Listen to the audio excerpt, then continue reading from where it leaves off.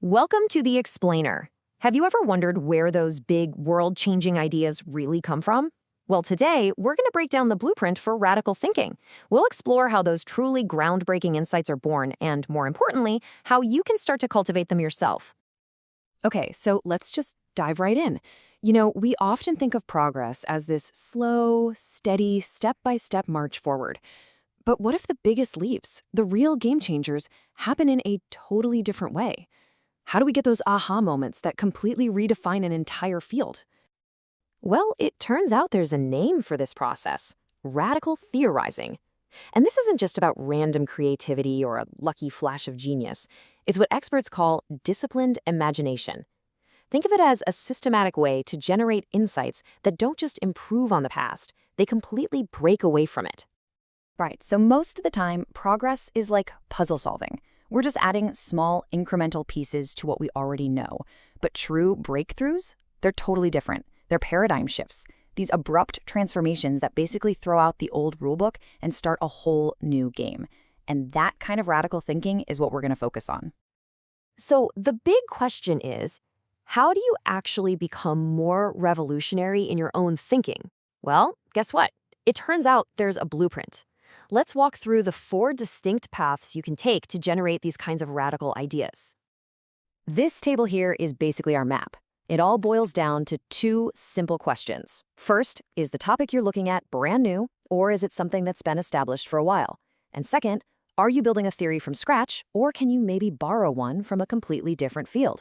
The answers to those questions gives us our 4 paths. Path number 1 is for the explorers. This is what you do when something new pops up, like the gig economy, and our old theories just don't explain it. You have to start with observation. You get out there, you study what's actually happening in the real world, and you build a brand new theory from the ground up. Now, path 2 is for the connectors, the bridge builders. This is when you see a new problem, but you have a hunch that the answer might already exist, just in a totally different field.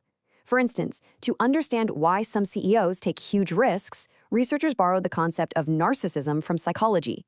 And boom, a radically new and powerful perspective was born. All right, path number 3. This one's for the rebels. This is when you look at a topic everyone thinks is settled and you say, you know what? I think we've all got this completely wrong. For decades, everyone just assumed that a company's industry determined its success.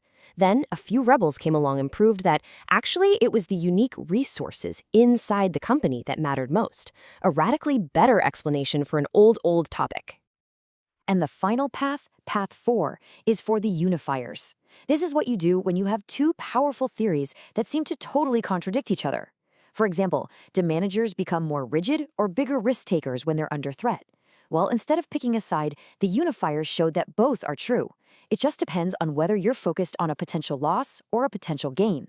They show how competing ideas are actually just 2 sides of the same coin. Okay, so those are the 4 paths. But what about the people who actually walk them? What do they have in common?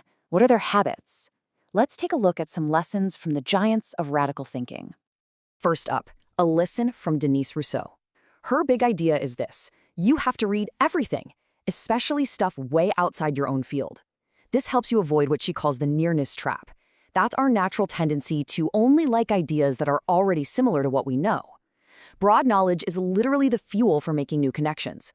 Then there's Barry Stahl, and his core idea is to embrace what he calls dissonance. When you see something that just doesn't make sense, like a company investing more money into a failing project, that's a signal. That contradiction, that's the crack where an old theory is breaking down and a new one can be born. You have to hunt for the things that don't fit. And finally, Ken Smith reminds us that radical thinking is almost never a solo mission. His lesson is to build diverse teams and then be absolutely fearless in championing your ideas, especially when you get that inevitable pushback. Because let's be real, truly new ideas almost never fit neatly into an existing box.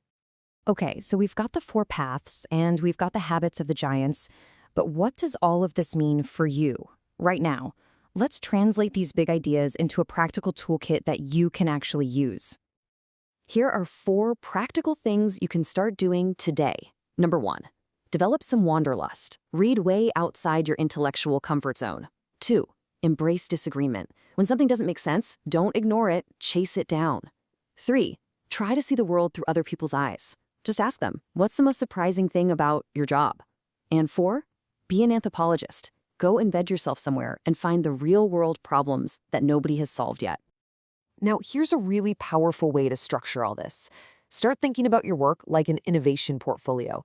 Stop seeing it as just a long to-do list and start managing your projects like an investment portfolio, where you're balancing some safe bets with a few radical explorations that could lead to your next huge breakthrough. So what does that balance look like? Well, a lot of highly innovative companies use what's called the 70-20-10 rule.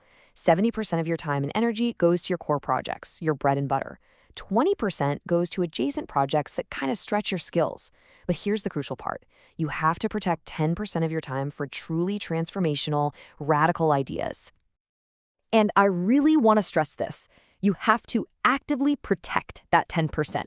Think of it like a retirement fund. It needs to be constantly rebalanced. Because if you're not careful, the urgent, safe, everyday projects will always crowd out the important, radical ones. You need a deliberate strategy to protect your biggest, boldest ideas. So I'll leave you with this one final thought to chew on.